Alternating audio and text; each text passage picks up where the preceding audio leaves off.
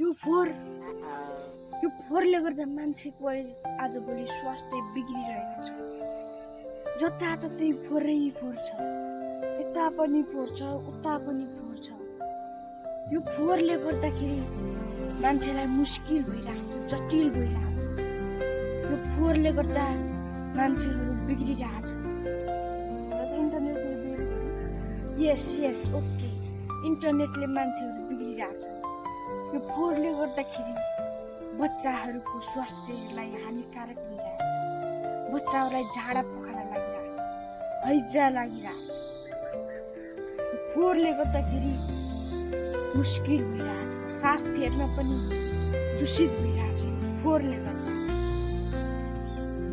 अब यो फोहोरलाई के गर्ने?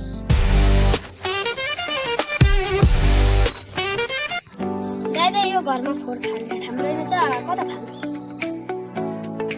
के भनिस् डाम्ना? के भन्यो भने यो फोहोर कता फाल्ने भनेको? यो फोहोर अब यता फाल्नु न।